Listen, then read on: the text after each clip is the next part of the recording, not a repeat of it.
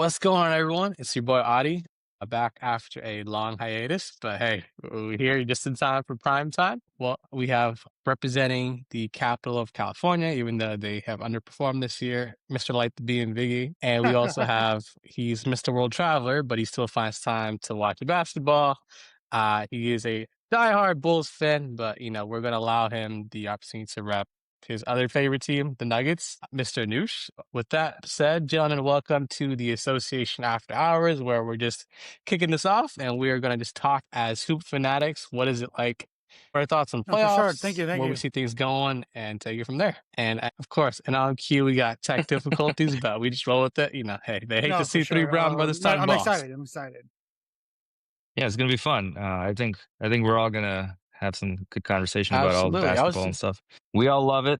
Let's share our love. For sure. Looks like we lost two folks. I guess Viggy, while your video's loading, I was thinking maybe it makes sense. Let's kick it off about we had a pretty Uh-huh. jam-packed weekend of games. So I'm curious how you guys thought that went. And yeah, man, I guess of the 8 games that happened, Surprising. I like mean, which was the most surprising to you in terms of outcomes and like I guess even like just how it played out. I think it's fair to say like you don't have to be a hoop guy to know, like, look, the Celtics, the yep. Thunder, and the Spurs were going to do what they were going to do. They're just too OP, right? But I do think there were some other interesting storylines this weekend, especially like the Pistons. Dude, I don't know what it is, man, but Orlando Magic game one, they just like they reach Hall of Fame status. They just get ready for everything. I don't know what it is, man. I swear to God.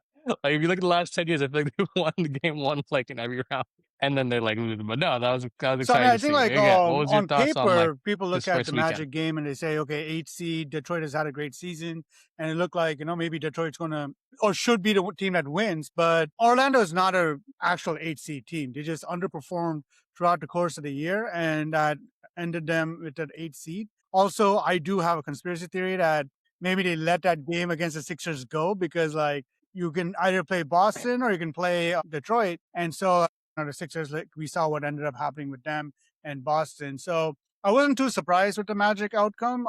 I actually like went down and put $300 on them winning, and that was successful. But one thing I will say though is more than like a game being Man, it's too much heat right there. What's happening? I guess Anush, you there with me still, man? Yeah, I got you. I got you. For sure, yeah, man. Did, I guess while Biggie's cashing in yeah, his did you watch the parlays game? that hit, I watched part of it. I kid you not, man. I just have not had the time to watch a full 48-minute game this year. Like I've only like caught it in spurts. I have not watched the full game this year yet. No, same. I was actually traveling back from Spain during this weekend, but I was able to watch replays of a lot of the games. And this game, I mean, what stuck out to me was the Magic were so freaking active on defense, and it was spearheaded by Suggs. Pistons are usually so calm in getting into their sets. You have Cade just dictating everything. Jalen Duren down low, just manhandling people. But this time, every time Jalen Duren went to the rim, there were like 5 hands on the ball, and he could not go up. At the end of the game, I don't know if you noticed, but they actually benched Duren for the closing lineup. They had Jenkins out there. They had Isaiah Oh wow. Stewart, but Jalen Duren wasn't even in the game. I mean, he's probably going to be second team All NBA. That's insane. I honestly think the Pistons just came out and they were like, all right, we're going to handle these guys. And the Magic were like, watch this. And they just took it to them. The energy was crazy. And I was shocked. Paolo shows up in the playoffs. I remember even, I don't know if it was last year or the year before that, but he was very comfortable, especially on the wing, attacking um, Oscar Thompson or Duncan Robinson whenever he had a switch. He had a very efficient game. He wasn't doing his usual. I don't want to dog him too much, but he's had a rough season. Just out in the perimeter, just jacking up long twos and stuff. But he was aggressive, and it was very eye opening. The Pistons' lack of energy. I still don't know if they don't know what they're doing with hmm Dennis Jenkins. He really carried them at the second half of the season when Cade was injured, just setting everything up. And now I just don't think Cade and Jenkins are working together enough. Jenkins was in the closing lineup, but I don't know if that's really gonna. I mean, I think the second game, the Pistons will come out with a lot more effort and they won't take the Magic for granted and match them for energy. I think, this is kind of an old adage, but the Pistons got punched in the face by the Magic and they did not really recover. So it was good to shake things up, and I'm glad we had some drama within the playoffs because a lot of the other games were blowouts, actually. Yeah, and I was gonna add too, really quick. I think it might look. I think the Pistons will end up grinding it out. I think this is also could just be a classic case of it's a it's like a chicken egg situation, right? Like obviously, like you want to rest your guys to where they're fresh for the playoffs, right? That's why you take care of business. So you're not in the play-in. But also too, like the Magic, they've been hot because they've been playing together. Like, and that team, I don't know when's the last time like Cade and them played, but it's been like a week and a half, 2 weeks. That's honestly like an eternity in basketball terms, right? So this could just be a classic case of they were just rusty. They'll bounce back. I expect them to win by like 15, probably like the next game. But I do think this is a 6, 7 game series, and I'm not mad at it because I think Cade's a great talent, but I do think I would personally Oh, I like mean, to like see in a these other sense that teams like get I a would crack at it say versus the the Magic Pistons this year. But size I'll leave it to is Vic because I know it a gets more intense. significant problem for the Detroit Pistons. Magic have one of the more lengthier teams in the playoffs right now. The issue that they have really is, and it's been their issue over the last couple of years, the point guard position has been kind of a weak point for the Magic. I think was it last year when they were going up against the Cavaliers? That's what was essentially their downfall. They just got outplayed in that position. But then whereas like you look at other positions, Franz Wagner is great, Paulo Banchero is great, Wendell Carter like does his role perfectly well. And you're putting all these huge guys. Now, obviously, Jonathan Isaac, there's like a lot of drama going on with that. So he's not going to be a part of the team. But before, you throw that guy in there too. And so, like, they're a very long team. And I think that's going to be a problem for the Pistons. And other thing that also you got to like take into consideration is that the Magic have been here and have done this couple of like, I've been in the playoffs a couple of years before this. So they have a little bit more experience in these type of scenarios. So I do see the Magic pulling the series out. My bet is on the Magic winning, and I do think like maybe Detroit gets 2 games, but I think Game 6 in Orlando, the Magic will close it out just because of the size and so forth. No, I agree. I also think too, like maybe we all just expected the Magic to take that leap, right, from last year. Because I mean, Paulo's a great talent. I think this again goes to show you the difference between like an all-time great versus like good players. Because like you see people like Braun who just killing it in year 23. With Paulo, just I don't know what it is. I don't know. I think he had some injuries before. Again, I haven't been following as much, but it just could just be like he just didn't have a good year. It's gonna happen. But hey, your old goal is to get to the dance, right? And if you get to the dance, right timing, the right matchup, anything can happen. So to your point, Viggy, I do think they caused the Pistons a lot of Yeah. problems because I still think I don't know who Detroit's clear number 2 is. And if Cade's dropping 40 points on a pretty efficient game and you guys are still losing, I don't know what else Cade could do, but I do think I expect the Pistons. I don't know how much they full court press, but I know that's one of their go-tos. So like they'll apply Yes, pressure yes. and they'll definitely go for that first Yeah. punch. But I did I Mhm. was checking the Knicks score and it looks like they're gonna lose Yeah, game 2. So I wanted to talk about that because I mean I'm a Lakers fan, but outside like I'd love to see the Knicks make a run just because I feel like they deserve one. And I spent time there, so it's like a second home. But it looks like it's tied up, man. They took the Hawks for granted, and now we got a series. I don't know. I mean, I knew going into the series that everyone talked about the Hawks Mhm. are not really a true 6 seed because I think their record post the trade has been really good. And they just dropped the deal. See, this is the problem with the Knicks. I love the Knicks, but like they're just inconsistent.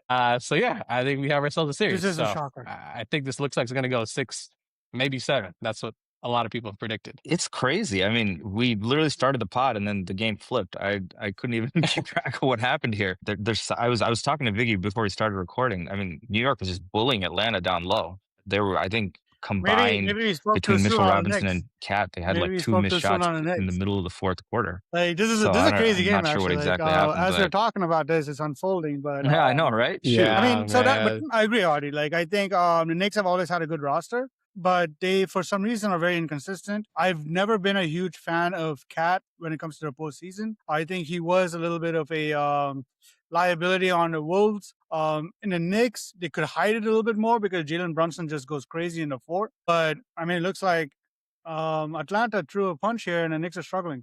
We'll see. So now we have an excitement, right? Like we had a weekend full of like, okay, like games kind of went the way they're supposed to go, or like they weren't really close, but like, hey, we got a pretty good game here and good series. Yeah, I mean, I think if I'm the Knicks, I think the concern is looks like the Celtics will probably finish that series in 3. Just In 'cause, I three. mean, the Philly just has nothing off. I feel bad for him. Like, look, I know Embiid's a character. I truly just I don't know what it is, man. He pissed off the gods or something, like, because this man can't stay healthy long enough. Because I do think if they had all three of them, we would have actually seen, you know what? I think it would go 6 at least, out of respect for Embiid and Maxey. Playoff P, he's done. Like, he just cashed in. But you see them on the other side, they're taking care of business. So if I'm the Knicks, I really don't know how we drop game 2 because now you really have to win game 3 because you give them you get on 2-1, you start playing different. So we'll see. I still think the Knicks pull it out and probably 6 or 7, but I mean, you just made your life harder because the Celtics are going to be fresh for the next round, assuming they get through, and you're going through a bloodbath in the first round, and you have championship expectations. So I think that's probably the gap where the Knicks are at. Because I mean, dude, I still remember. I literally was going on a walk. I remember game 1 against the Pacers last year. They're up like 16. I'm thinking they're good. And I'm like surprised why the score, like why is the game not done? And I saw for a second when Tyrese hit that 3, I'm like, you gotta be kidding me. I thought ESPN got hacked. And then like I go on Twitter and I see, oh no. So yeah, I mean, we'll see with the Knicks, dude. I do think if they don't make the conference finals or even make the finals, they're probably gonna make some changes. So we'll see how they adjust. But Yeah, absolutely. I I think think it must be no, go Jalen He ahead. had a Johnson horrible that first half. that had a good fourth quarter because It's I not. It's see not. he's got some more points than when I last saw. It's not quite over yet though. Yeah, I Oh, mean is it he had not? 4 points in the. It's So yeah, I so think they I 106 lost. to think it. So 107. Oh no, they lost. yeah, They what Yeah, ended up lost. happening They was lost by one do they point. lose? Jalen It's over Brunson, They now. who was lost. Oh yeah, it's 107, final. Yeah, 103. yeah, I see it. I see Brunson it. hit a 3 to make it 107, 106. Okay. And then they fouled McCollum. McCollum missed both free throws, but Knicks did not have a timeout, and they got the Hmm. rebound, ran it up, and they missed that go-ahead bucket. So they got a Yeah. chance. I mean, again, like, McCollum missed 2 free throws, but they just didn't have the right shot at the end. But this is a shocker. I actually, like, I had this practice this week. So, this is interesting. Yeah, I had Knicks in 4. As our Really? friend Surya A says, sweet. Knicks in Damn, we 4. got no love I for know the I Hawks, had man. Knicks in 4 for I this, thought at but least it'd go 5. right off the bat, like, I guess we got some entertainment. I'm all for it though. Yeah, I'm not mad. I think the problem with the Knicks, man, is still just I didn't watch any of the game. If I have to bet, they were Brunson dependent again, right? Like if you look at how they play, I feel like again, I'm just gonna throw a stat out there. I think that in the same ball. I think, dude, outside of Cat and Brunson, who else is initiating the offense, right? Like, I don't ever see, like, and McHale's a good mid-range shooter. Like, I don't see any sets or any actions for them to get easy shots, right? Or even like, oh, just a flasher. Like, it just feels like it's literally AAU, just like, your turn to go drive, make Mhm. a play. Like, and I just don't see the fluidity that I think, like, if you watch Boston or you watch OKC, you watch these elite teams, they're able to get easy shots, man. And it just feels like it's Brunson against the world every time. Like, I mean, he's a talented player, but that's probably why he got worn out too, dude, in the Eastern Conference Finals, because they full court pressed him.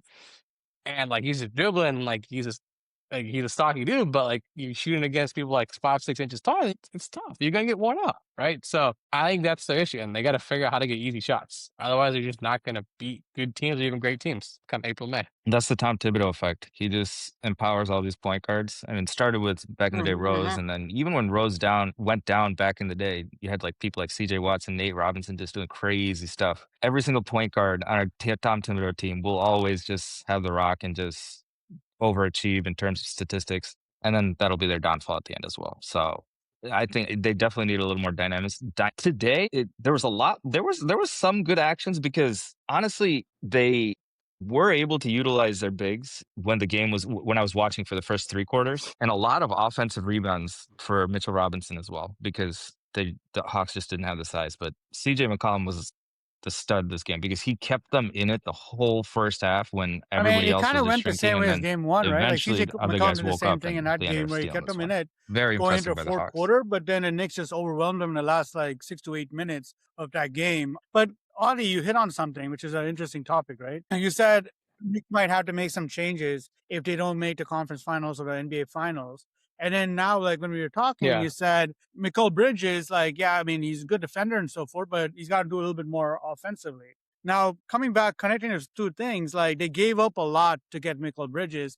They gave up a lot of picks, right? And now with the Giannis sweepstakes around the corner, do you think that move might come back to bite the Knicks? Because yeah, now they don't have like the draft stock to go after Giannis. Whereas like without the Mikal Bridges trade, they might have been in that hunt? Or do you think the Knicks made the right move at the time that they made it to get Michael Bridges? Yeah, good question. I think it's tough because that's your crossout rival. They're gonna fleece you, right? So I do think I'm sure there was a world where they could have gotten Mikal Bridges for maybe like one or two less Yeah. picks.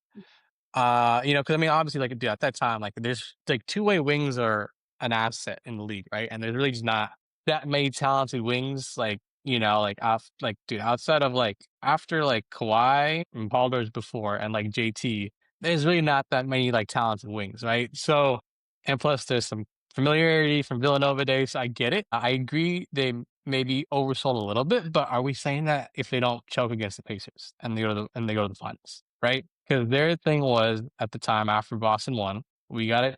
We got to go up against these guys, and we don't have the wing defenders. And so they felt that if they have two comparable folks who are somewhat offensive threats, then we have a shot. So that makes sense in that aspect. But yeah, they did sell a little bit, and I do think to get Giannis Salad, they'll probably have to give up like of the four of Hart, Anobi, Bridges, and Towns. Two of them will have to go with like some picks. I don't honestly. I mean, you're talking about Giannis that's like 2, 3 years older. I mean, he's still all NBA talent, but I don't know if that's like if the subtraction and the addition of Giannis is a significant net positive to get to the next level. Right, because you have to account for now, like, dude, Tyrese is coming back. I think the Hornets going to get better. So, like, these things are just very fluid, and like, I mean, yeah, they just told me this unknown, so I don't think the Giannis move enough is it good enough for you to be like a true contender in the East? But like it may be needed. I just don't know like if that's enough. But yeah, I'll let Anish It'll chime in. depend. Yeah, it'll depend on the outcome of the playoffs. If they flame out in the first round, then they're going to be a lot more enthusiastic about doing something. But if they beat the Celtics, then they're going to run it back. That's that's usually how things go here, especially because they don't have the picks and Right. they don't want to risk it. And if I mean they get Giannis and then he goes down for whatever reason, like he's been going down every single season for the past like 4 seasons, then you don't have your picks, and then it's just a whole nother set. But we'll see, but I still think the series is far from over. So I don't know if we need to bury the Knicks quite yet. No, we don't. It's more just I think Yeah, it's like it's just the I think a lot of these if I feel like the one thing I always hear from whether it's Draymond like everyone who's won, right? They talk about the championship habits, right? Like you want to go for the kill when you have like you have you have a team down, right? yeah, And there's just I think there's I don't know if that's discipline or just like you gotta stop the bleeding. And I just think they haven't shown enough of that yet. So yeah. again, we could be having conversations here next week where they're up 3-1, going home to close it, right? Or it could also go the other way. So we'll see. But I am interested, I think, in the other series, the Toronto versus Cavs. Because I personally think the Cavs have a good shot to come out of the East or even like get to the conference finals. Because I do think Harden doesn't have to be the primary playmaker. You have Mitchell, and there's really not a lot of teams that have a skilled big like Mobley. And I think Mobley's starting to come into his own. I feel like we say this every year, but I really think this year, I mean, between those two, Mobley and Allen, and I think they have enough depth around where I do think, assuming the Pistons get by, even I think the Cavs can take them and get to the conference finals. So I do think they have a really good shot this year. So we'll see. Yeah. I mean, just looking back at the first two games, Donovan Mitchell, just starting with him, he's a guy. He's a guy in the playoffs. He Right. shows up despite the rest of his team just not showing. He definitely shows up. So that itself, to have a guy like that next to Harden, I mean, that takes a lot of pressure off him. And I think just playing in Cleveland in general, it takes a little pressure off of Harden as well. No one really talks about them anymore. You know, he's not in Right. LA, he's not in Philadelphia, he's not in New York. I mean, things are a little more low key. So that could kind of help as well. Just watching today's game as well as over the weekend reviewing that, the Cleveland size is just overwhelming. I know, I mean, they have Pirtle, but I mean, he's been a shell of himself all season. It probably should have been starting Murray Boyles the whole time, but he doesn't have the size to just deal with this huge front line. So these guys were just playing volleyball at certain times today, especially Mobley, and it's just bad. And the way you attack the Cavs, I think, is from the perimeter in, and their their starting point guard quickly has not played this season or this series yet. So Jamal Shed starting is not helping their offense at all. He's good defensively, but that's more of a bench role for the second year player. So they're already at a disadvantage. And today Ingram just did not show up. So it Really? was tough out there. Yeah, so it was trying times, and then the role players were all hitting 3-pointers for the Cavaliers. So every time Toronto mustered up some momentum, 2 threes by some Strus, by Dean Wade. So it was just a landslide today. But Toronto really wasn't supposed to be here to begin with. I Right. guess they kind of overachieved. They have a lot of long wing players, and those guys usually are able to bully. And Toronto's like, no, no, or sorry, Cleveland's like, no, we're not having that. So we'll see how it goes when they go back to Toronto. They have a good home fan base. They had, Jurassic Park from the Kawhi championship days and stuff like that. They Right. showed them going crazy today. So we'll see if home cooking does anything. But they definitely need quickly to come back to see if that'll swing things a little bit. Is he coming back this series? Like, I don't know. I don't know what's his injury specifically. I think he was questionable to play today, and he didn't play. So we'll see. Oh We'll see wow. if he plays. I think, yeah, I think it goes 4 or 5. Out of respect to the fan base. I mean, dude, like this is usually like I think usually a team like the Raptors, like they can muster enough one game. Like, I think they'll come off with some. Yeah. They'll be juiced up, home cooking. So yeah, I trust it. But I mean, I was gonna say, dude, like I don't know about you, but I was. I don't know how many GMs would have pulled that move for Harden, giving him Garland, right? Because I mean, Harden's an older player and all that, but it seems like it's the right move. I mean, because dude, Garland's a problem with Garland, man. He never like elevated to that all-star that I thought they would be, right? And I also think it just goes back to in the league, you can't win with undersized backcourt. It just doesn't work, Mhm.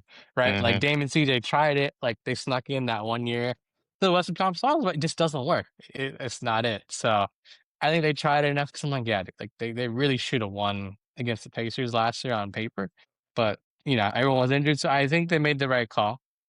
And that Exactly. was a calculated risk. And so I think because of that, I truly think they have a good shot to go to the conference finals. For sure, for sure. And despite, I mean, defense wise, both guys, it's I kind of a figured. I wash. figured. Garland's not I doing heard much on like defense regardless. both But guys. Yeah, Harden at least has and a I little bit heard of both guys don't size, so play he'll get defense, and I knew rebounds, he'll exactly get what you in guys are there. talking Not about. that, I mean, not that Cleveland really needs more size, but at least he gives you that. We were talking about Toronto, Cleveland, Biggie. So yeah, I don't know if you had any Yeah, thoughts about that. Yep, yep, yep. Yeah. I mean, it goes back to undersized backcourts don't win. I mean, those are the. Did we cover all 4 series in the East? I mean, we don't really need to talk about Boston, Philly as much, but I think those are the 4 in the East, right? Yeah, Yeah. yeah. Because we We covered got through all Boston, of them. Philly, Cleveland, Toronto, Knicks, Atlanta, and who was the last one? A Pistons match.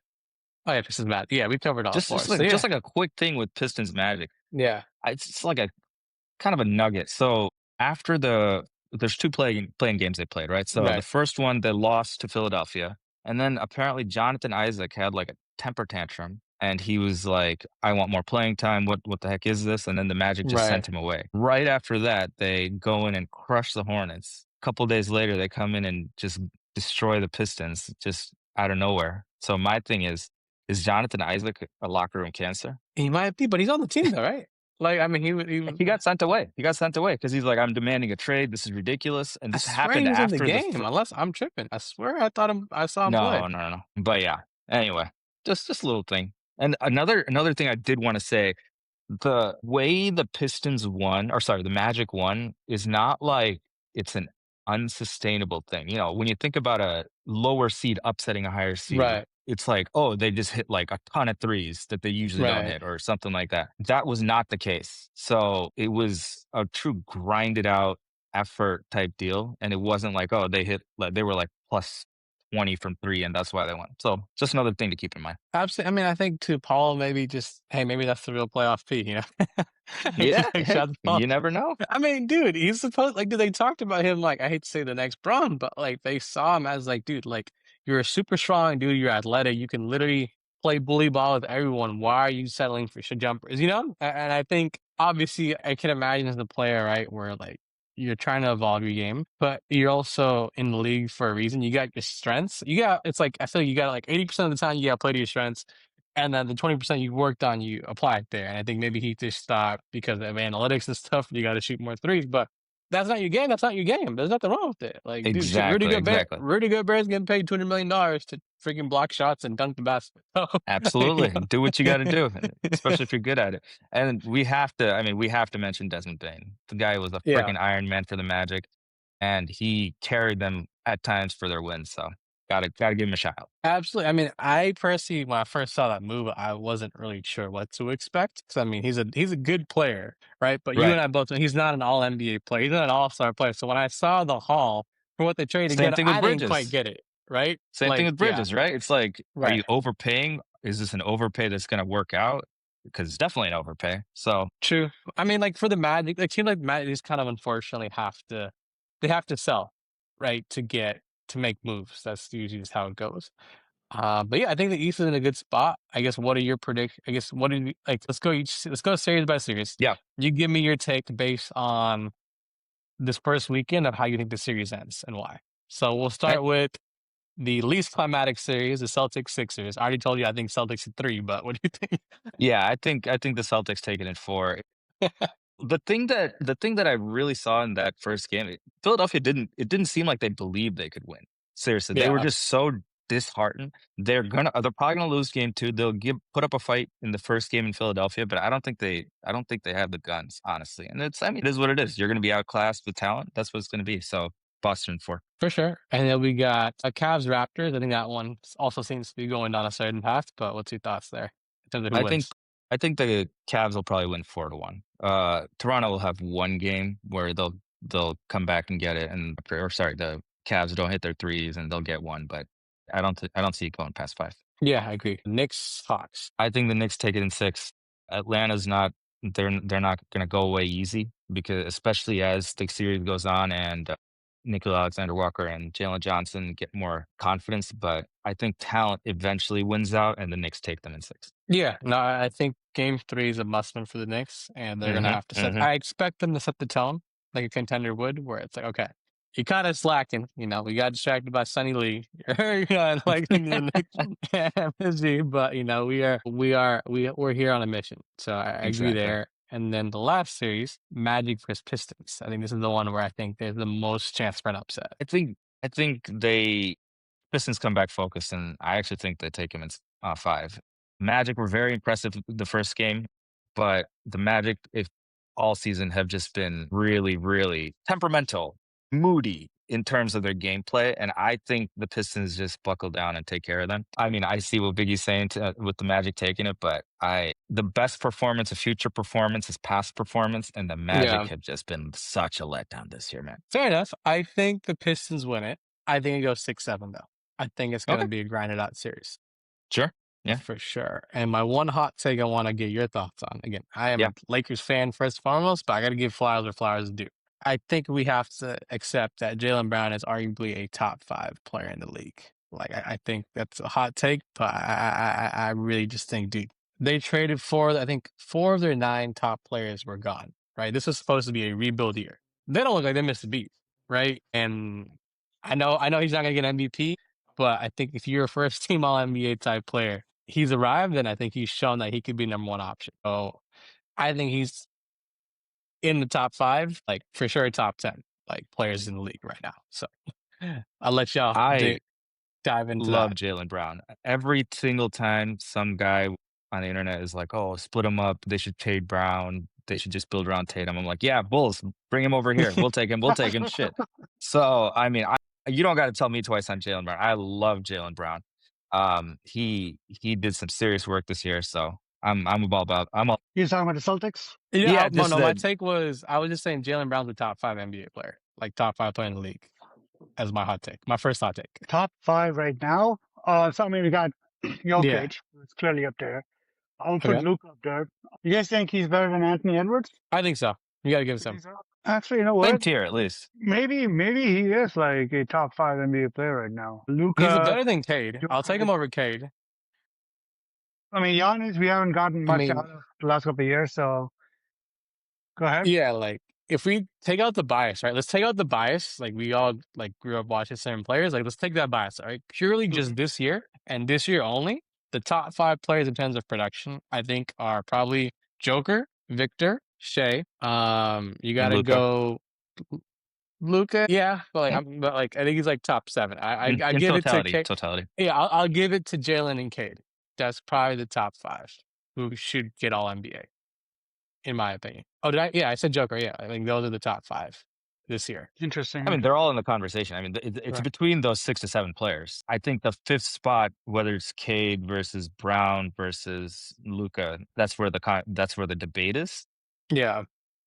But it's just pick your flavor, I guess. Are you disappointed in Luca's first half? Are you looking at Jaylen Brown's totality and appreciating him carrying the team that may not have had such expectations this year? Are you looking at Cade just, orchestrating the whole thing in Detroit? But, they didn't really miss a beat when he got injured and left either. Those are kind of the pros and cons that you kind of weigh with all those guys, but I it's think, they're yeah, all amazing. I think Jaylen Brown gets a nod just because of the one thing that you said. Coming into the season, I did not expect Boston to do well, let alone be a second seed. He held the fort down until Jason Tatum came back. They also traded away Porzingis, so there wasn't much Covered talent. Drew Holiday too. They got rid of Drew Holiday, so there wasn't much offensive talent on that team. They were well put. I mean, they got a couple of good like role players, like good hustle players, but they didn't have much offensive talent left. Yet they still finished second, and most of that is because he held the fort down. Jason Tatum only came back like now, so there's no credit to Tatum in this year's like ranking as far as where they ended up in the East. So for that reason, yeah, definitely Jaylen Brown gets a shoe-in nod. Yeah, I mean, he's played ball, and also, I mean, like he has. I know he's playing for the enemy right now, but he went to Cal, and I got a chance to see him play live, where he threw down a ferocious dunks. Cal first, Cal first. My That makes hot sense. take is that that's not a hot take. Okay, For this year, I mean, For him this being a year, yeah. top 5 player is not a hot take, bro. For this year, yeah, for sure. I think you're spot on. I think you're spot on. Like true. I overall, guess yeah, like because yeah. I think he's what. Yeah, it's just he wasn't gonna get the credit until like people like gave him credit, right? Because like, dude, like I think part of the noise with him, unfortunately, is because he's a really smart dude, right? Like I think he turned an ass. Like he was popping outside of basketball too. And I think because of that messed up his perception in the league. So I'm glad that like it's undeniable, right? It was undeniable before, but like it's undeniable that he's him. And so yeah, I don't think it's a surprise, but I just thought it would be a hot take there. You guys have any hot takes before we cover the West Conference round of playoffs? I wouldn't say I have any hot takes. No. Let's dive into the West. Yeah. Yeah, let's Okay, go for to the sure. West. Let's dive in. Okay. I personally think I know my team's in the playoffs, but I think the series that I thought and I still think can be the most interesting in the West is the Wolves Nuggets. Right? We got we talk about a rivalry in the league. Both these teams hate each other, right? Obviously, like Ant got them, I think, his second year in the playoffs, and they just weren't enough of a team. And then that second time, down 20 game 7 to lock them down in that altitude, like that was really impressive. And so now obviously both teams have reshuffled, right? Cat's no longer on the team. The Nuggets retooled. They got rid of Porter Jr. And here they are, just steady as usual, like top 4 in the West. And so, yeah, I think game 1, I think Ant being not 100% doesn't help, but that game 1 honestly was there for the taking. And I think that's going to bite them in the back because like they had control of that game for like honestly the first 2 quarters. I don't know what happened. I think after McDaniels pushed Joker in the back, that's what I think set things off. But yeah, I mean, I do think tonight's a must win for Minnesota if they have a shot of winning the series. Yeah, again, you hit it right at the beginning. And not being healthy is going to play. I think it's ultimately going to be their downfall during this series. Jaden McDaniels also missed some time down the stretch of the season, so I don't know if he looked a little better than Ant, but those guys are kind of the bedrock of what they do in terms of just hounding the ball from a wing perspective. Randall is always kind of a barometer for this team when he is just going full throttle and not sulking and stuff like that. They're very hard to beat. Aaron Gordon was out in the first half just with foul troubles. I think he had some minor injury scare or something, but when he came in, he looked strong as well. And these guys the Nuggets overall have just been a different team after he came back from his injury, right? Their defensive metrics improved from like bottom third to being serviceable, which is okay when you have the fulcrum of offense that Joker is. And at the end of the day, when Jamal Murray shoots and makes more free throws than the entire T-Wolves team, We got to talk it's about going to be that. hard. It's going to be hard to, it's going to be hard to beat. So just a couple of points that I wanted to bring right off the top of my head. Yeah, the one thing I will Let them know, say, Viggy. What we got? yeah, the one thing I will say is that as a road team, like game 1 is kind of like a freebie for you. It's an opportunity to kind of go in there, you're not expected to win. The home team is always expected to win game one. So if you can go out there and you can get some positives out of the game, you try to rebuild. I mean, not rebuild, but you try to build on that in game two and try to steal game two and go back home. And then, going into your own home stadium, you got a little bit of momentum and then you can, maybe take a 3-1 lead.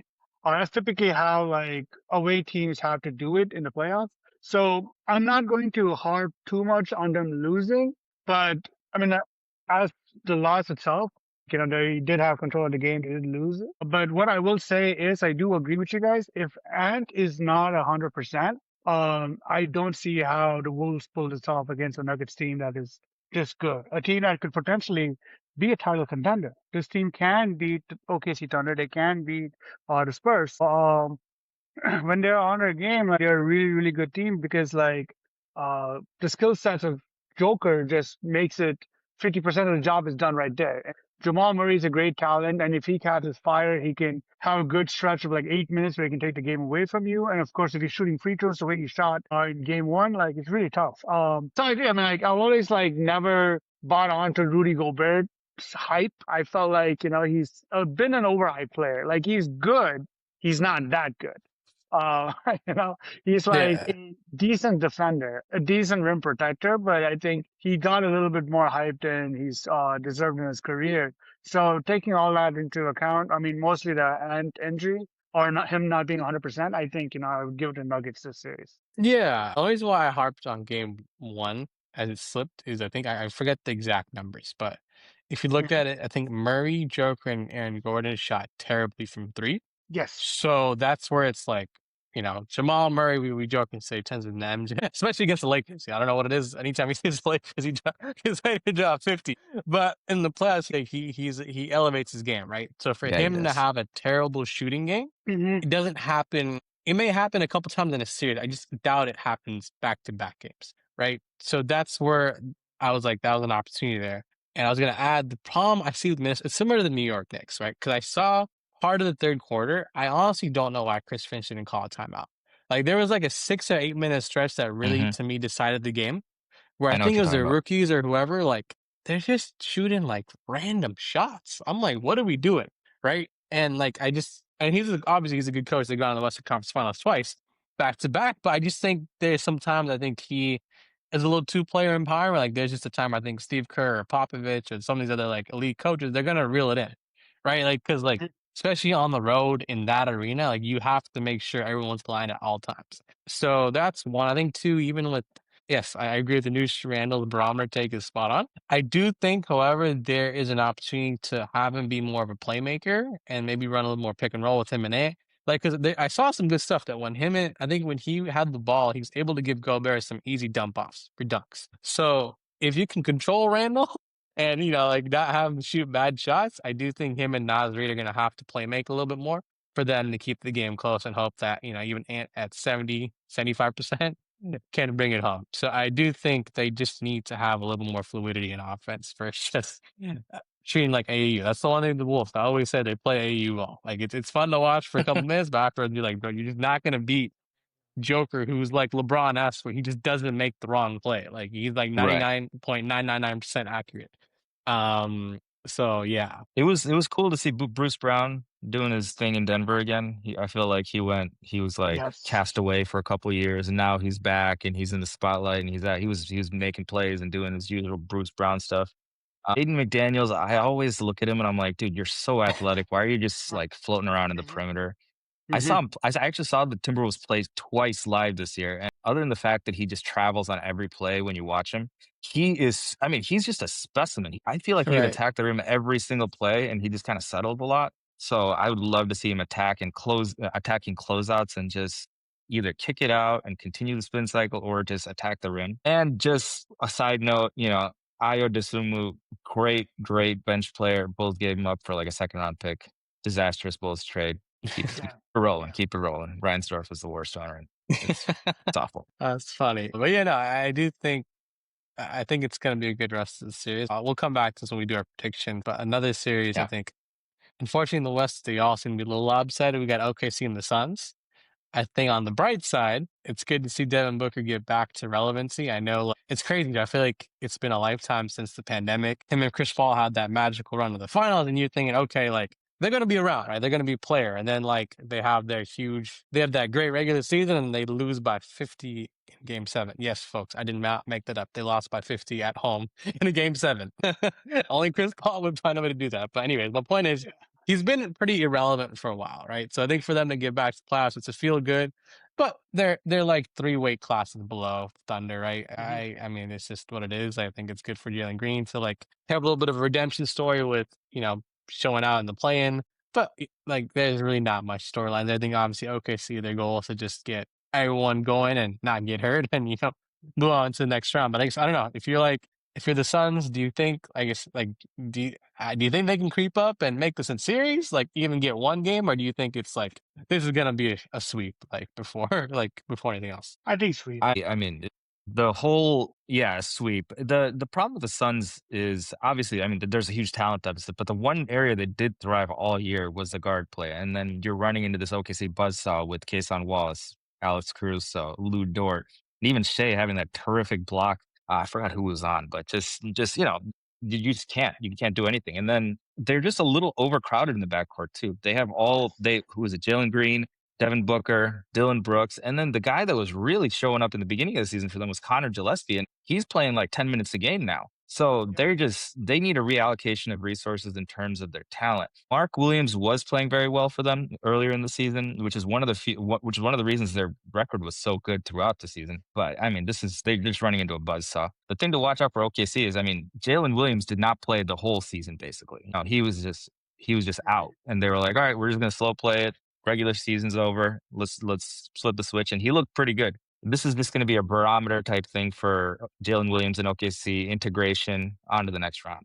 Yeah, Miggy? No, I mean, like, I think it's going to be a sweep. I don't think there's much to say except for that last part that Anush just said. I think like it's a good opportunity for OKC here because Jalen, I mean, he gets a chance to kind of get back into the flow of things. So it's like a warm up session for them before they get their real opponents next round.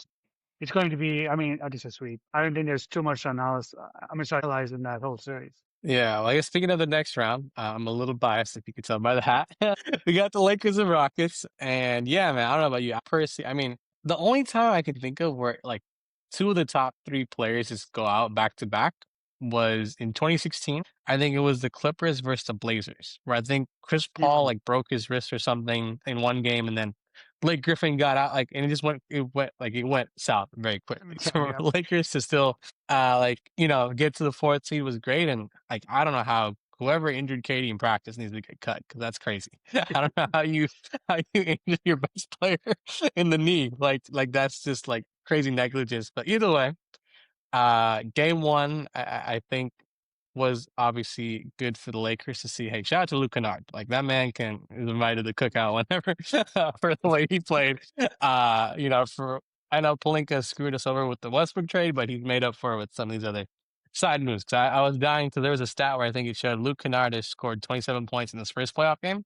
Gabe Vincent, another one of those Heat finessers who always the Lakers go after, scored 21 points in 10 playoff games for the Lakers. The production speaks for itself. But I mean, the key I think is Aiden, right? Like if Aiden decides to just put his ego to the side and be a team player, they do really well. And I think for the Rockets, it goes back to the Wolves, man. Like I don't even know what I'm watching. Like I really personally thought that, like, I mean, from my understanding, the point with the Rockets was you have this core of Sengun, Thompson, some of these other guys, Reed Shepard. Katie's supposed to add to it, right? Not be the whole orbit. Versus it seems like without Katie, they don't know what they're doing. And I don't know what it is with Sengun, man. I thought he had a higher motor, right? Because he's kind of like in the same tier of Paulo where like he's supposed to, I mean, he made the All-Star last year. I don't think he made it this year. Like, I just don't know why he can't be consistent, right? Because he's a really skilled player, right? Like he has like he's a 3-level scorer. He just doesn't have the motor, right? And I think that's why, like, you see and how he played, like, even last year against the Warriors, I'm like, I don't get, I mean, Draymond's a great defender, but there's levels to it. And so I think until they kind of figure that out, and obviously if Katie comes back, it's a different series.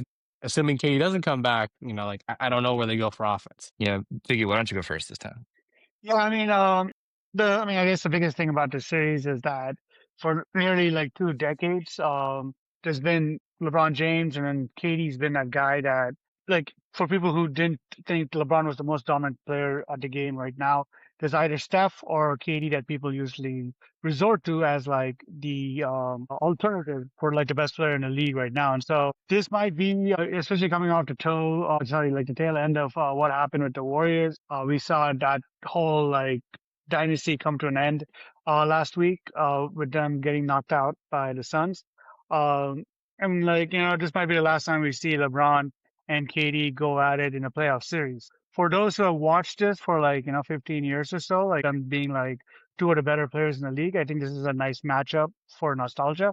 But outside of that, like I do agree, like the Lakers injuries are very unfortunate and they seem to do just fine without it for now, but that's not going to be the case if they get out of this round. I think the Rockets are the better team roster wise, but they just don't seem to have what is going to like that one edge that might be needed for them to beat them. I think it's going to need KD, and that's the unfortunate part. I mean, Luke Kennard, though, shout out to I him. think, yeah, I Yeah. was watching. I was watching his game, and then like the person I was watching it, like it's actually my bro's like older bro, and he looks like some guy you'll find in IT, and he's just coming out here and he's cooking everyone. So I'm happy for Luke Kennard. Yeah, no, he's clutch. Go ahead, Anish. I mean, enough can't be said about LeBron James. Dude's still doing it, right? I Mhm. Yeah. I think it really, really helped. A lot of the times with these older players, I mean, LeBron's a cyborg. He doesn't really fit into any category, but just with older players in general, they can always like crank it up for like a game or two at least and be apex. You know what I mean? And I think him taking a backseat to Luca and Reeves, especially over the last like month and a half or so, when Luca really went off with averaging 38 points a game and stuff like that for I think it was the month of March. It helped him kind of like rest a little bit. And he was like, all right, now I have a little more in the tank than I may usually have. And that really helped him really dictate the pace of this game and just masterfully just controlled things. Again, Luca, not the Luke that I thought would be carrying the Lakers at this point in time, but it is what it is. Just some numbers. Houston took 93 shots compared to 66 shots with the Lakers for the Yep. Lakers. They had the same amount of free throws and they took the same amount of 3-pointers. So basically, it was all offensive rebounds, and they still ended up losing despite taking, I don't know, 27 more shots, which is crazy. Now, that's actually could be encouraging going forward because offensive rebounds that are a little more sustainable than fluky 3-pointers, especially with the composition of both of these teams. So if the ball bounces a little different, obviously the results are going to be different. When does Luca come back? When does Reeves come back? We don't really know. And the KD injury is interesting, right? So he's an older player in the league. He Mhm. averaged, I want to say like close to 40 minutes a game. He played damn near every single game. I think he missed 4 games or something out of the Yeah, whole he played season. So 78. I think you're so talking I about. mean, did someone injure him or was he just overplayed and eventually fatigue is going to set in and he's going to be more prone to injuries. So is it it's like chicken or the egg, you know what I mean? So they kind of made their plate in terms of overworking him to begin with. So you do have that. Where's Amon Thompson? I thought he was going to be the next big thing, right? Yes. And now he Yeah. he can't even go against a defense spearheaded by Marcus Smart and Luke Kennard and DeAndre Ayton. What's going on there? And I mean, when KD is literally bringing the ball up throughout the regular season and running the Mhm. offense for these guys, you suddenly take him out of the offense less than like 48 hours before the first playoff game. Of course, they're going to be disheveled and not look like themselves, right? So lots going on. Does Katie play? Does he not? This is such a hard series to call, but if Katie doesn't come back and Luca and Reeves don't come back either, I mean, I think the Lakers take it just because LeBron is just a master chess. He's like a grandmaster of chess at this stuff. He's done this over and over again, leading undermanned teams against other rosters that don't necessarily have the direction to kind of put everything down. So, I mean, it's really up in the air. Yeah, I was Yeah, gonna it is. add to your point, man. I think like it was an injury. So apparently, again, I'm dying because I feel like they have the answer to who injured Katie, but they're not gonna put him on blast for whatever reason. I respect it. It's a brotherhood. So apparently, someone ran into his knee during a scrimmage. So that's what happened there. So Okay, that's okay. that. And to your point, man, like I think that's the issue. Like I was dying because I was listening to I think one of the talk shows. They were like, the Houston Rockets, they haven't had a point guard since September of last year, but they chose not to address it, and so they Hmm. can't complain about it now. So obviously, shout out to Fred VanVleet. He was lit against the Curry and the Warriors in 2019, but like, yeah, I mean, I don't get why they just kind of sat and didn't make a move, or even like they could have picked up Chris Paul in the buyout, right? Like, I think they could have made some moves around the edge to like still have that. Because yeah, like there is literally no reason why 30-year-old player Kevin Durant is bringing up the ball every time, and he's coming off. I mean, he got an Achilles injury before, but like why would you work him to death? That makes no sense. Like, and so that's where it's like Ime Udoka, he is a good coach, but I do have to question some of the tactics that are being used right now. Like, why not have Sengun bring it up? Right? Maybe that unlocks him to get some easy baskets, right, in transition and stuff. So I don't know what's going on there, but yeah, I do. I mean, shoot, if Katie doesn't come back, Houston, we actually have a problem. So we'll see. I'll let Biggie. I know Biggie wanted to chime in on that. No, yeah, for sure. And like I'll the let him use that Sengun one. part, right? The Sengun part. I mean, okay, so Yeah. he's really close to Jokic yet. So there was like that whole hype of like, oh, Sengun could be like the next Jokic and so forth. Not even close, and we saw that in the first game. It's like Anush mentioned Luca having a monster March, so I just wanted to add a little side note to that comment. Luca had more points in March than AD has had since he went to Dallas. You Lakers fans, Man. man, you just get all the lucky breaks. It's Bro, insane. we just lost our two best players. My dude, like, did you not? We don't. Yeah. Okay, and the Bulls had the GOAT, and they won 6 rings in 8 years. So, This is hey, true. This is true. Which is yeah. why I didn't say which is why I didn't say anything for like 20 years. But now it's too much. We have a 20-year grace period. Okay, I mean, dude, Zach LaVine was supposed to be that guy. I don't know why you guys overpay for DeMar. Like, for whatever reason, I feel like, I mean, Our DeMar's a management great player, sucks, but for bro. some reason, I don't know why organizations think overpaying for DeMar, who can't shoot threes, is the answer. No, There's no because Zach winning in LaVine this, and Figgy. DeMar There's no didn't winning work in this. out. So we took him. Okay, well, We took speaking DeMar of DeRozan and we took Zach LaVine. So like speaking it's of, going really well for Sacramento right now. Speaking of bad breakups, De'Aaron Fox, Mr. Clutch, Hmm. and the Spurs going up against the Blazers. I still don't know why the Kings couldn't work that out, but hey, this is also one of those where I think, dude, I think it's not even a waiting game. It's just a matter of like whenever Victor just decides to take over, right? In terms of like their trajectory. This would probably also be a sweep. I forget the guy's name on the Blazers, but he seems like I didn't realize he was that nice until I saw him just act like LeBron against the Suns. Like he had whatever layups he wanted. Denny, So yeah.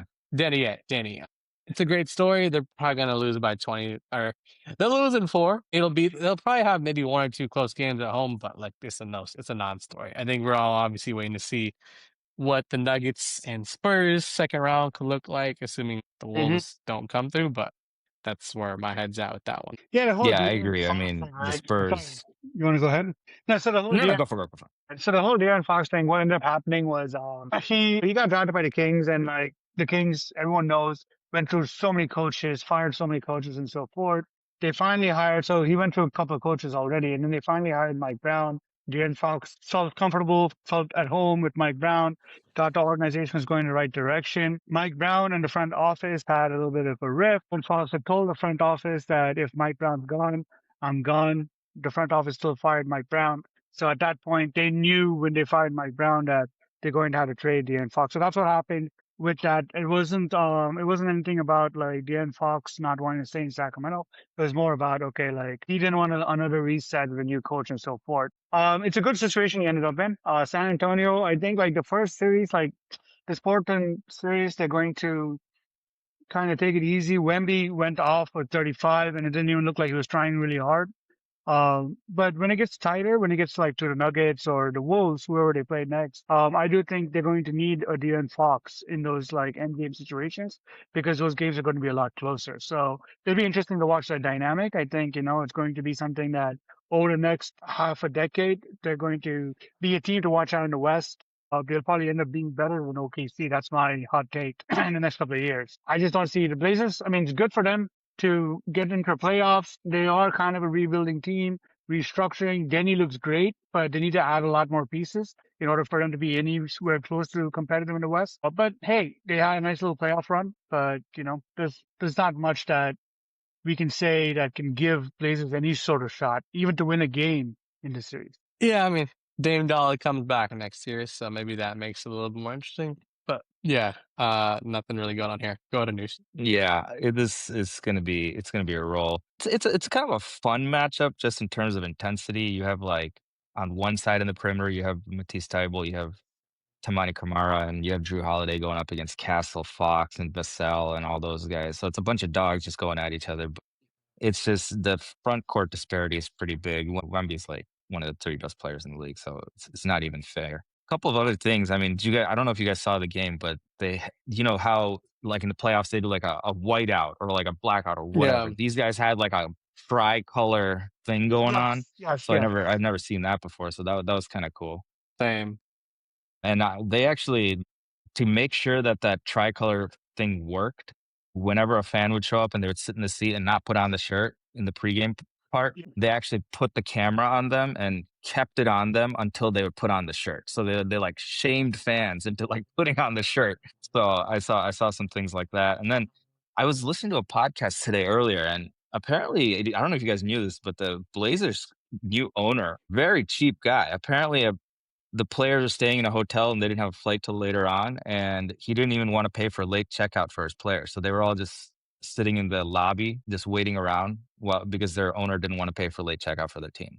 So it's I was like, that's interesting Hey, considering, and hey, he owns the Carolina Hurricanes too. So it's not like, I think $4.6 billion he paid for the Blazers. So sometimes when you get rich or you got to a certain place in getting rich by saving money, but come on, you can't cut corners like that. so I guess So they I might guess get we you. should also just not buy our Starbucks every day and save for retirement. Is what I'm hearing. So I say if the billionaire is gonna save, Yeah, hey, every little bit counts. that's too funny. Yeah, I know we glossed over it, but let's. I do want to do like predictions for the Western Conference, and we can get into I think the overall outlook on the playoffs. So okay, so Nuggets Wolves, both of you guys. Who do you have winning and how many games? I will say Nuggets in 6. I have to probably say the same thing. Nuggets in 6. If Ant comes back and like he's able to, I mean, I like Ant a lot. I think he's probably like the second best player in the series. I mean, he is the second best player in the series, but like, if he's not 100%, I think the Denver Nuggets are just too good. Too many tools there that like, can burn the Timberwolves. 6 sounds like a safe number to pick. Nuggets in 6. I agree. I think it's like, damn, I was gonna say, side note with the West, man, it's just crazy. Like, I would love to see LeBron and KD move on, like separate routes. It's like you feel like you got all the stars, they're all like against each other in the West. And so I think like I do like Ant, he's one of my favorite players. I just think the Nuggets versus Spurs will be a better series. So for the sake of basketball fans, I hope it's Nuggets in 6. But I wouldn't be mad if Ant pulls this out somehow. But the problem is if they pull it out, they're gonna get cooked by the Spurs. So I'm hoping for basketball's sake, it's Hmm. Nuggets first. So that I guess leading into the next round, I mean leading into Spurs and Blazers, I think we all unanimously say it's the Spurs sweep, I think. Yep. Spurs And then Thunder Suns. sweep. Give me 4 again. And then we have the Lakers and Rockets. Give me the take, assuming KD plays. Let's just bake in. I Yeah. think KD at least gives you 3 games. He'll play at least 3 games. I think. If KD plays 3 games, I think the Houston wins in 6 just because I don't know if LeBron has it where he can dominate that many games against overwhelming talent disparity. Yeah, I mean, I agree. If Katie's back game 3, when they go back to Houston, I think, they can win game 3 and game 4. And after that, like, they said Luca could be back if this goes to game 6. So that's there. But him coming back, we don't know like what that looks like, whether that's 100%, whether that's 80% Right. and so forth. I think, I mean, game 5, I don't think he's back for game 5s. Rockets can definitely steal that in, what is it, Crypto Center now? Not Staples anymore, but I think they can take that in LA. Yeah. Then if you're going back to Houston, I think they close it out. I think that team is very different with KD and very different without. If KD misses 3 games, like 2 more games after this, I just don't see like the Rockets pulling something out. They could go down 3-0. Yeah, I think he's gonna try to play tomorrow. So that's why I do think Oh yeah, biasly, I think Lakers have to win the next game. Because I think if they win game 2, it goes 6. If they lose tomorrow, it's potentially could end in 5. Is my unbiased calculations. 'Cause I don't think I think if Houston gets life again, they're just gonna be amped up at home. So I think the Lakers really need to win game 2 to at least have it go 6. Yeah. And hamstrings notorious for high risk for re-injury. Yes. So even if he comes back, it's. I mean, I want a good series. I want to watch Luca play, but I don't know. Hopefully. I mean, I Yeah. think so. And like, I if think you're Luca, right? you should Luca. No, go ahead. No, I was gonna say like Rui's been doing a good job. Yeah, if you're Luca, say you're down 3-1, do you want to play? Ooh, no, Like if you're no. down, if you're Luca, like if you're like, and you said you're as a medical professional, you're down 3-1. Like, why am I coming back, bro? I'm gonna just extend my vacation and go to Cabo early, like, bro. Like, you know, like I'll just stick around for the exit interview and then I'll go enjoy my life. like, why do I want to do that?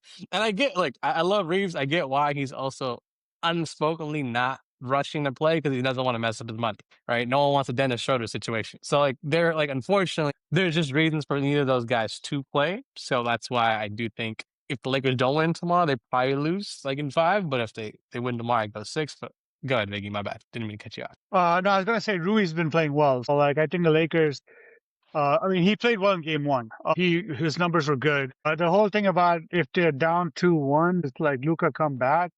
If he rushes to come back, it could be kind of like a KD situation 2019, where he came back in the NBA Finals just because the Warriors were on the what you call it on the hook. Like Anush said, it's a hamstring injury, and I don't think he's even going to be able to come back even if he wants to because you just can't run when like the hamstring's not 100%. Not like he runs a lot anyway, but like Guy's a Hey magician, though, man, man. Guy's a don't do my magician. boy dirty. You know, He's Luka a Don, magician. he might move. I love him, but But then he's like big body Brunson. He's like not like they're not gonna beat you in a 40-yard dash, but left to right that they're quick. Like I think they're both like very shifty in that sense. So yeah. Oh, yeah. Okay, let's talk about. Okay, I think the new segment I'm thinking we should do is like who has most to lose in these first rounds. I think obviously we talked about the Knicks, but let's just play devil's advocate, right? So say like the Wolves pull us out somehow. If you're the Nuggets, right? There's something I've been thinking about. Do you still bet on Murray as your number 2? Obviously, Joker's Joker, and I think Gordon and these other guys are good. If Murray, like if you guys lose, and like Murray did struggle because he was hurt against the Wolves in 24. But he also got outplayed against the Thunder, I think the year before too. Like, do you look at this and say maybe like we just reached our ceiling with Murray as a number 2, and again I don't know who you go after, right? Like to get someone else, but do you take a pause for a second? Like, 'cause I do think of all the teams in the West who are like actually have expectations if they lose, I do think they're the ones that might have to reevaluate. And then on the flip side too, the Wolves, I do think if they lose, they'll probably look to move Gobert. I do think to Viggy's point, like you can't run this back with the Wolves because Ant's also starting to enter his prime, and like you have to figure out how to build a contender around him. So I don't know. I think that series has the most implications, like in the league. I would say your guys, Lakers, Houston, LeBron, Reeves. We don't know if they're coming back, right? So Right. it's probably going to be one or the other. So Right. depending on how this series goes, these playoffs go, that's going to be a whole new thing. I mean, if LeBron changes teams, that's going to shift the landscape of everything in the whole league, talking points, whatever. So that's huge. And then Houston, I mean, are they going to go trade for Giannis now? Their ceiling is probably what they're going to experience this year. I know they're going to have a Van Vliet next year coming back, but he's also not the youngest dudes. Yeah. Are they going to be capped in terms of that? So I would put those two teams as the ones that have the most. Two. I think with the Lakers, and I said just real quick, Viggy. I think LeBron will probably leave because they're probably gonna. The problem is they're gonna need him to take a pay cut, right? And I like, bro, like he's like, dude, I'm still at my worst. I'm Magic Johnson. I can give you like 18, 10, and 10 right now. Like, so I'm not taking a pay cut. But the 3 players of Luka, Reeves, and LeBron, it's not going to beat the Thunder. I'm objective. Like, I mean, hey, I hope for a miracle, but like if they're all healthy and they come back, but like you're not going to beat the Thunder, and it's Wemby's era now. So like, I don't know what you do to get over that hump, but I don't think you can have them all be on a max contract, right? So yeah, I agree, but yeah, so we'll see. But I guess Viggy, what's your thoughts? I do think the Nuggets have the most to lose. I think if they get knocked out by the Wolves, especially, I think it's definitely time to make a change. Even if they don't get knocked out by the Wolves, if they lose in the second round, I mean, I think right now the way our team is built, especially with Jokic, if you're not making the NBA Finals, you look at it as like a failure. And I don't think they make the NBA Finals this year. Like they could, they're good enough. But I mean, you never know what's going to happen with the Spurs or like the OKC Thunder. I actually think there's like 2 scenarios where it's like 2 different series that are interlinked, and the outcomes could, like, lead to some stuff in the off season.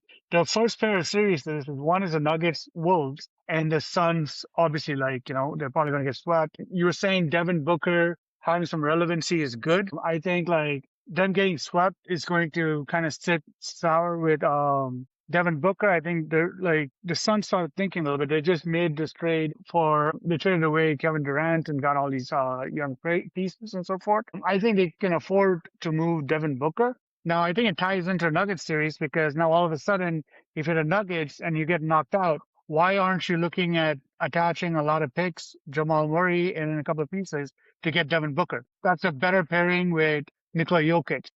I think that is something that can develop from the outcomes of those two series. The other pair, I think, is actually the Cavaliers. Their outcome in this whole scenario. I mean, they're not going to lose this series, I don't think.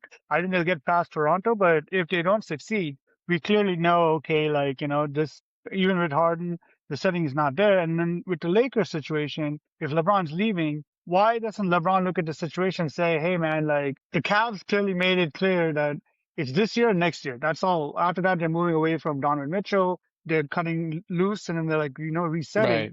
So they still have 1 year left.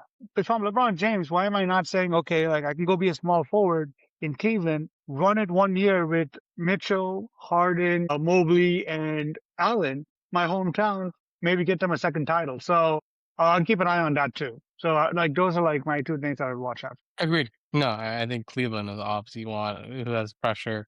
Obviously, we talk about the Knicks. I think there's some implications there. Yep. I think specifically, I'm curious. So, like, if we were to come up with like a top three players who like actually got to make something happen this year to change the narrative around them, I think it's obviously Donovan Mitchell. He's like serial second team, second team player. Like he's like Chris Paul. Like they just, I jokingly always say, State Farm coverage always ends in mid-May for Chris Paul because he never gets out of the second round. It always ends in mid-May.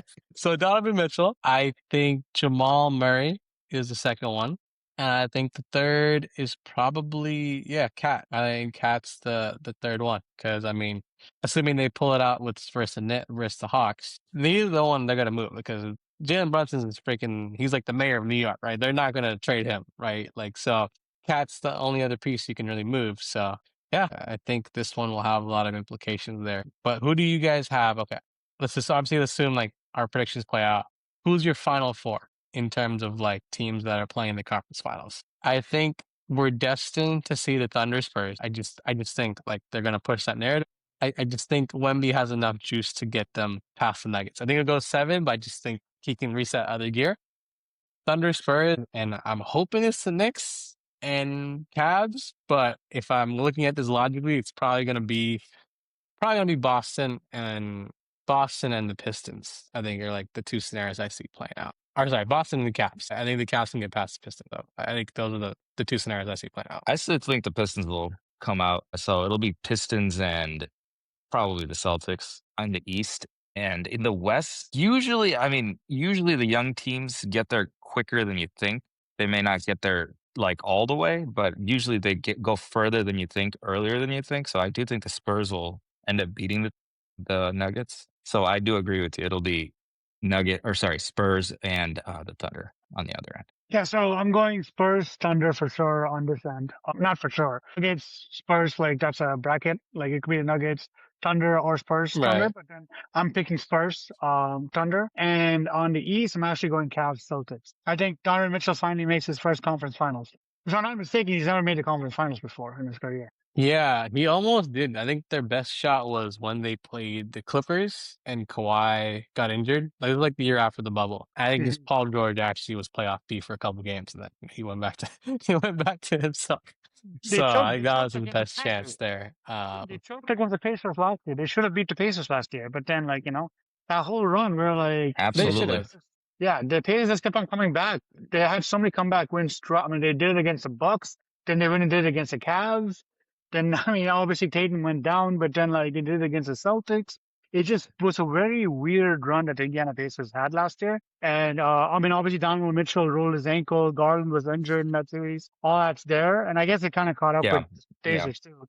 And Halliburton got hurt in the finals, unfortunately. Yeah, I mean, they choked last year. The Cavs should have been in the conference finals last year, but they choked. Yeah. No, I think too that I think that's just maybe the ceiling with Garland. he's a nice player, but he can't be your number two. I think that's what they realized, right? I think because they were trying to see if that backcourt can do something, and I thought they would, but hey, that's part of life. You experiment. A hot take, another hot take. Yes, I heard from, which I disagree with.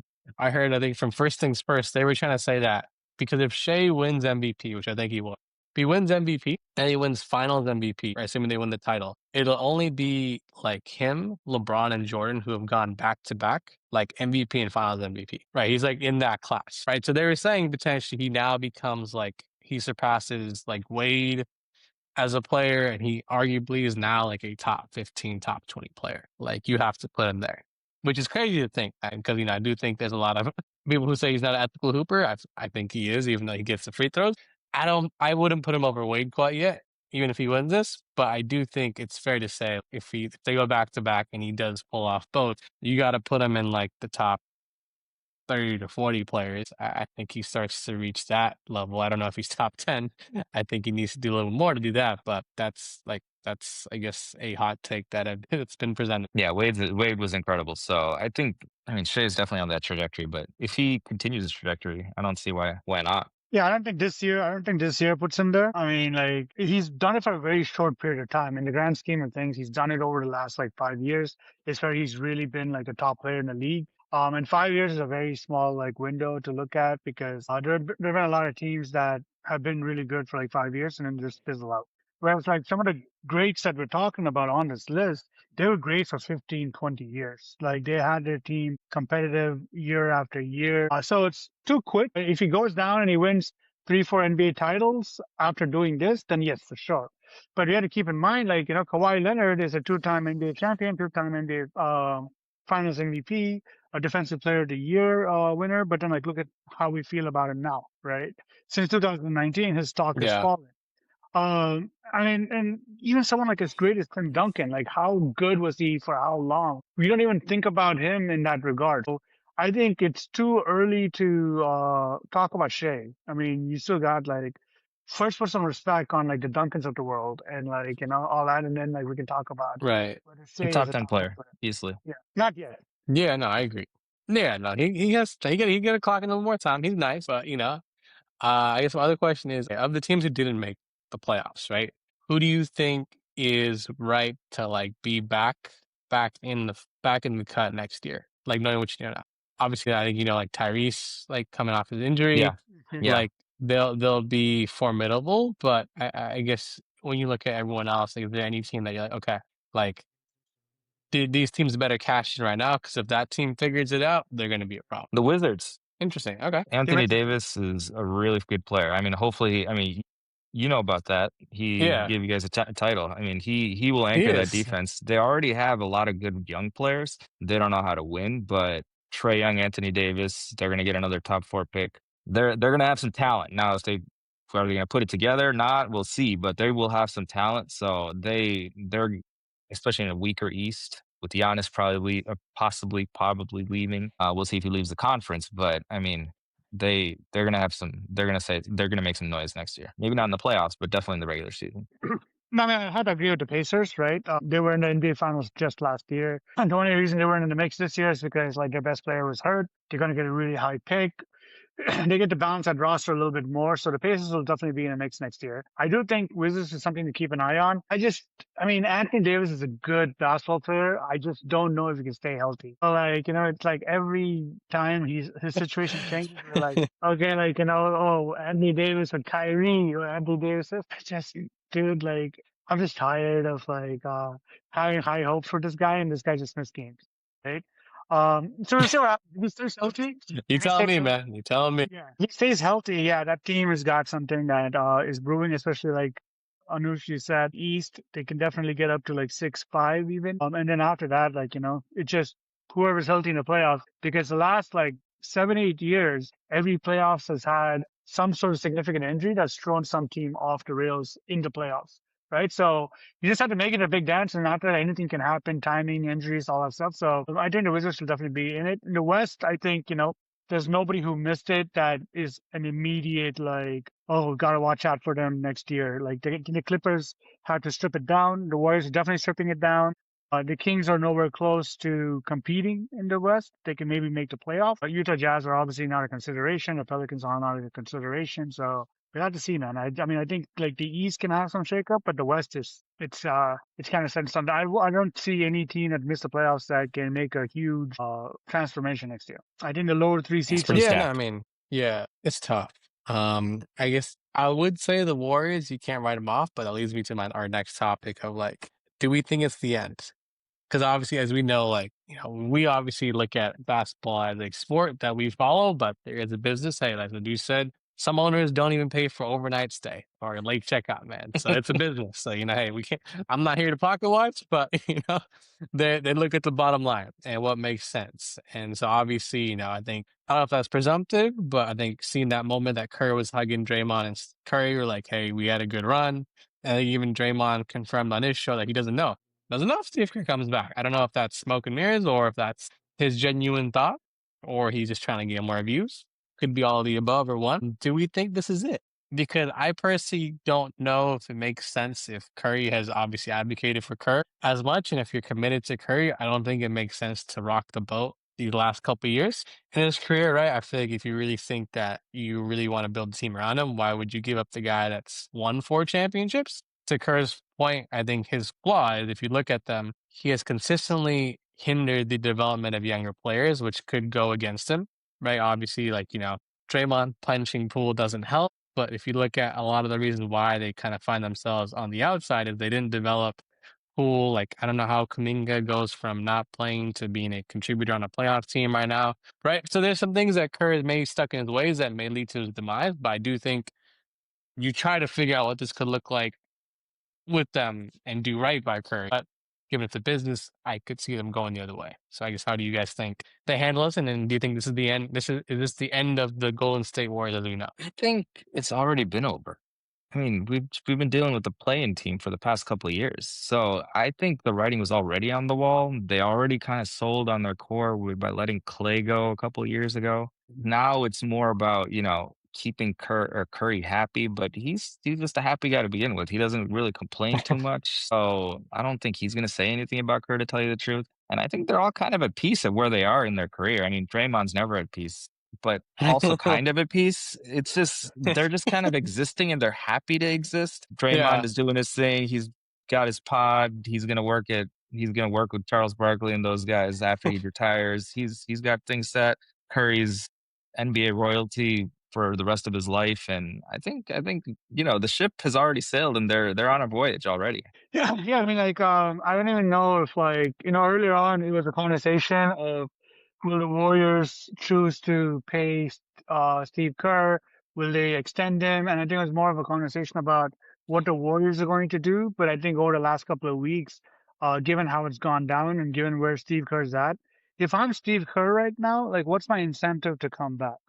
Right? Like on the other flip side, I can say Right. I've won 4 championships. I had a great run with some of these great players. My next step here with this organization is going to be a rebuilding process where I'm going to have to rebuild while I also have one of the better players in the league or historically better players in the league on the roster. I can take 6, 8 months off, just like go chill, come back, take up a nice little gig with Amazon Prime or Peacock, work that for like 2 years, and then reconsider where I want to go. If he wants a coach after this, like maybe pick a new destination after 2 years. But I don't think, I mean, if I'm him, I'm not like trying to coach next season anywhere, not let alone like the Warriors, right? So he's 60 years old. If you saw his post game conference, press conference, he was like, I'm the luckiest NBA player, I mean, like NBA guy in the history because I got to play with the Bulls and then I got to coach Steph Curry. So like I won championships as a player, I won championships as a coach. So he kind of sounded like, hey, like, why do I want to push and go through one more year?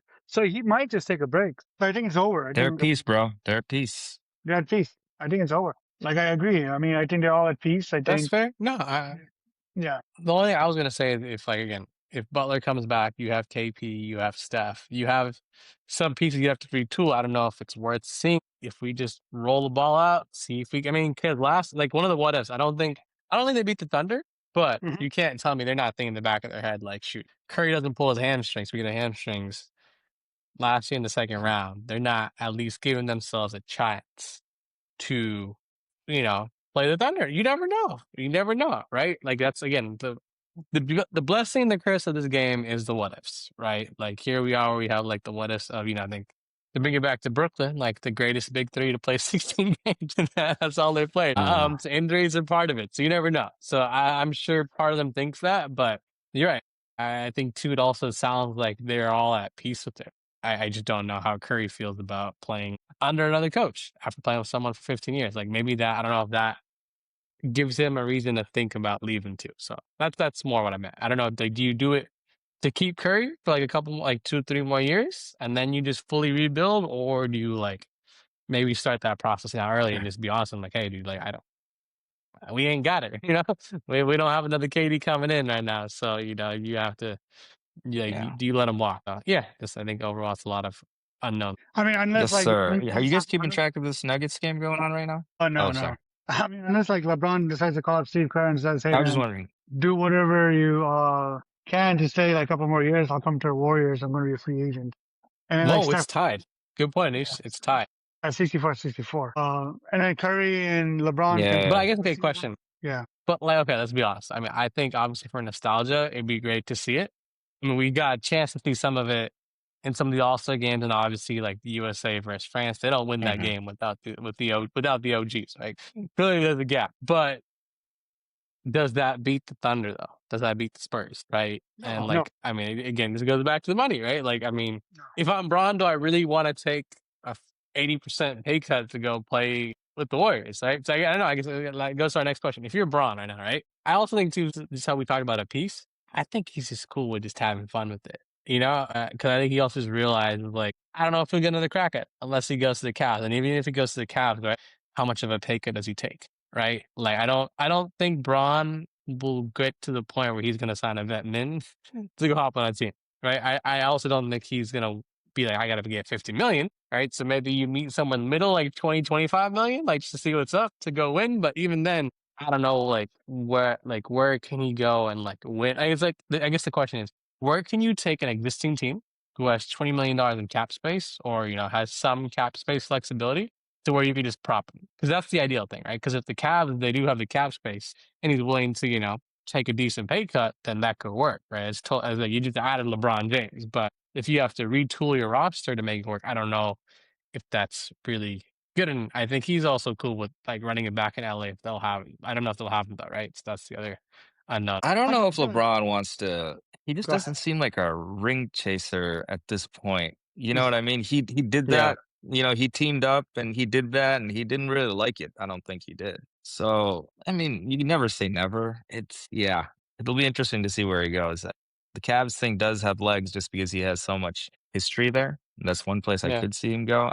I just don't see him selling out. He's just accomplished too much, and he's a little too good, and he should be proud of and not give up any money because I mean he's one of the first people that said I deserve all the money, so I will take the money and I will make sure that I give you what I'm worth.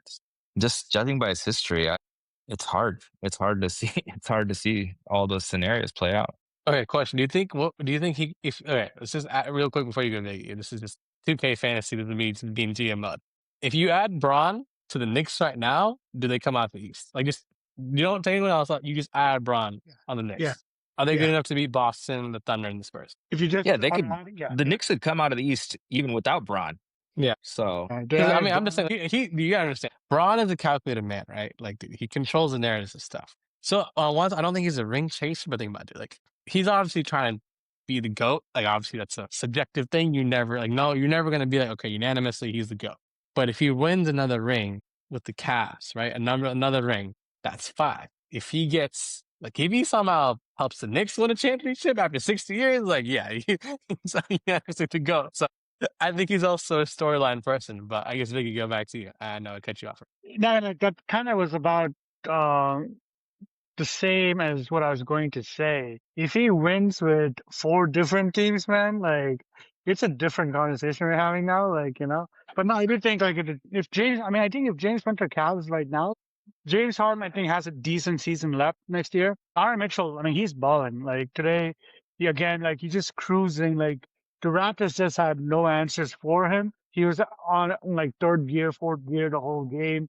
He was cruising. I mean, Donovan Mitchell in the playoffs is a totally different animal. And then like you got two big guys in Jared Allen and Evan Mobley. I mean, he goes to Cavs, they go to NBA Finals. I don't know if they beat OKC. I don't know if they do that, but I think you can get the Cavs back to NBA Finals. Yeah, that's true. And in terms of, I think future looking, right? Like obviously we recognize that Wemby potentially could win a title this year. But the if you're a GM for these other 29 teams, like he's obviously like now the like before it was Braun, Katie, like Steph. This is the new person you target. Like you're trying to figure out how do we beat him, right? Like what do you think these teams are thinking now? Like let's just say like say they lose this year, but like like obviously as a GM you got to think long term. Like what how can you even prep or build a team that contend to beat Wemby?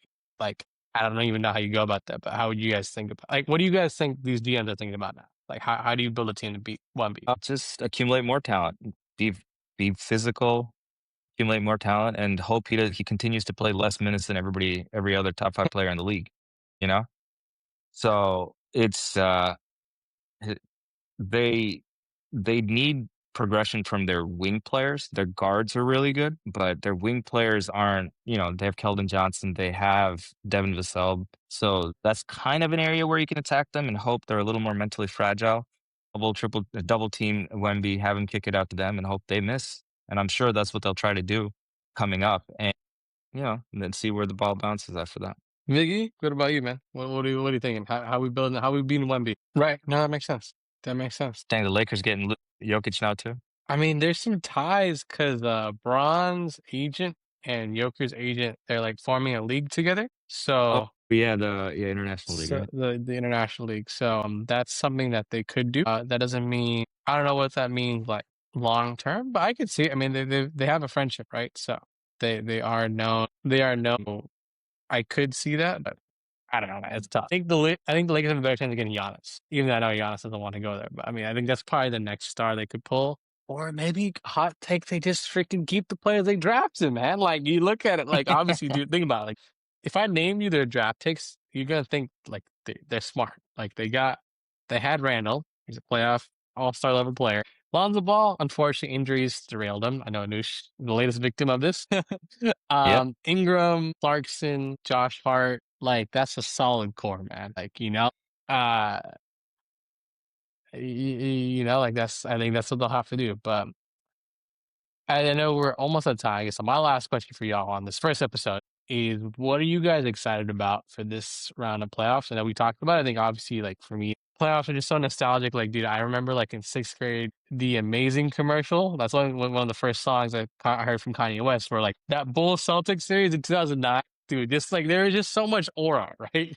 Like back then, versus I think now it's not the same, but I still think that like basketball is a great like sport to watch. But like, what are you guys excited to see? Maybe the rest of the playoffs and like what are you going to be looking out for as a fan and as a talk show analyst now? You're getting promoted. There's just so many good matchups just coming from round one. There's so many superstars going at it. I hope some of the stars get healthier so that we get to see him play. So I'm excited potentially for that.